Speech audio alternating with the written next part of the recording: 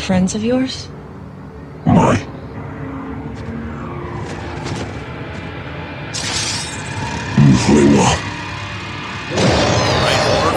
Get your cloaking devices ready because the ending of Predator Badlands is pure sci-fi carnage, meets alien samurai redemption, and yeah, none of us were ready for a Predator family drama. We got ritual duels, corporate androids, a kaiju-sized death lizard called the Kalisk, and a literal predator pup named Bud who goes full Cujo on his brand new grandpa. No, seriously, that happened. This isn't just a new Predator movie. This is a lore-heavy, blood-soaked soft reboot dressed up like The Revenant if it was scored by Skrillex and designed by Frank Frazetta. We're breaking down the final act, the mystery ship at the end, the mid-credit scene, and oh yeah, Predator Badlands 2. So if you just walked out of Badlands wondering what that ending meant and what the hell comes next, you're in the right place. Let's go full Yautja.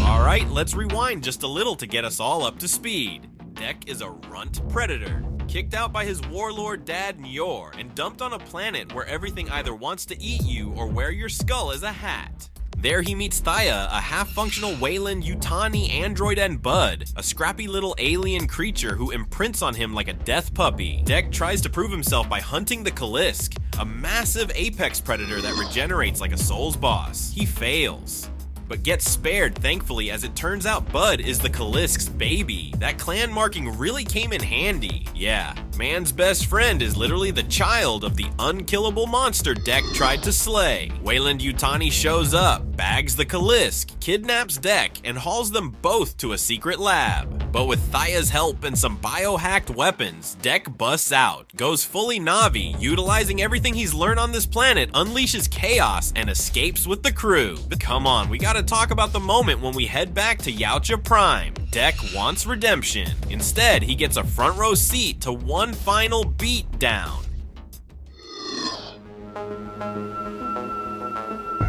Okay, so yeah, we gotta talk that final ending scene. Dek returns to Yautja Prime with Tessa's skull in hand, proof that he survived Jenna, killed something worthy, and came back changed. He's not just there to brag, he's there for the cloak. But Njhorr? Still not buying it. He orders his guards to kill Dek on the spot. Wrong move. Dek takes them down, fast, and turns his attention to Njhorr. The old warlord tries to vanish, literally, using his cloaking tech, but Dek's not playing that game. He uses his own ship to blast the terrain and expose him. The two clash. It's brutal, but strategic. Dek finally gets the upper hand. He disarms Njhorr, pins him down, and for a second, you think he might just let him live.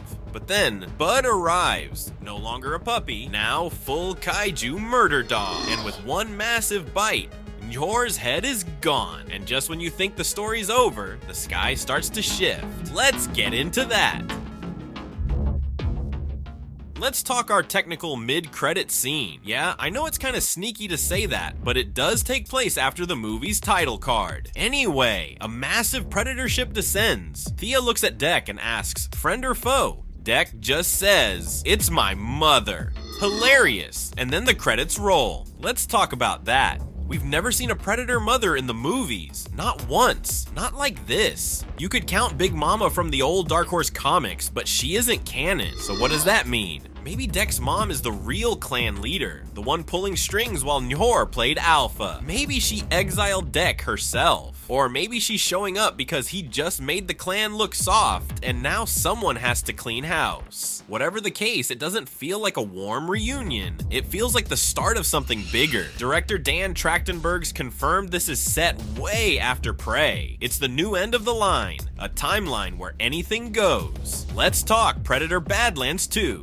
Trachtenberg hasn't said much publicly beyond that she was added with future plans in mind. No full backstory yet, but fans are already speculating, big time. The top threads on r/Predator and r/LV426 are tossing around theories that she's an exiled matriarch, a rival clan queen, maybe even the real one pulling the strings behind Njhorr. Nothing confirmed, but the fan heat is real. I like the idea she's hunting Dek herself, that she gave the kill order to Njhorr in the first place. And now that Dek survived and came back a legend, she's got to clean up the bloodline. Alternatively, in terms of where the sequel could go next, the crossover talk is legit. This Deadline piece confirmed that the creature team was told to keep Kalisk anatomy flexible in case of future integration. So if you're wondering whether Badlands is building toward a Predator-Alien convergence, that's not just fan theory, that's groundwork. And finally, Dutch. The Esquire and Deadline reports both confirmed that Arnold Schwarzenegger has been in conversations with the producers, and multiple sources suggest he'd return only if there's a meaningful role, not just a throwback. What that means is still wide open. Some fans think Dutch could be cryopreserved, others think he's a legacy figure, a myth or warning passed down through Yautja legend, but nothing is confirmed on screen or in interviews. But yeah, there is so much to explore here in this ongoing universe. It's a hot franchise at the moment, no doubt. I'd be interested to hear your top theories, speculation, and pitches for a sequel. The best ones we'll spotlight in its very own follow-up video. And that was Predator Badlands, a brutal little space saga packed with acid blood, mutant kaiju, android trauma, and one of the most savage father-son showdowns in sci-fi history. We're definitely excited about where this could go next. Deck's mother, Wey-Yu's experiments, maybe even Dutch making a comeback. But hey, we haven't even officially given this bad boy our oddly horrific seal of approval yet. So let's fix that. We're giving Predator Badlands 4.5 missing android legs out of 7. This thing felt like an old school blood-soaked action flick crossed with a creature feature, and somehow still pulled off a heart. For a mid-budget Predator spin-off with no humans in the lead, genuinely impressed by how much lore, carnage, and weirdness they squeezed in. Now you tell us, what do you want to see in the sequel? Who do you think Deck's mother really is? And is Weyland-Yutani about to create the next great sci-fi horror monster? Let us know in the comments. First Slash is already lining up a full deep dive into Predator Matriarch's Kalisk biology and all the cut crossover details. Thanks for watching. This is Oddly Horrific, and we'll see you all very, very soon.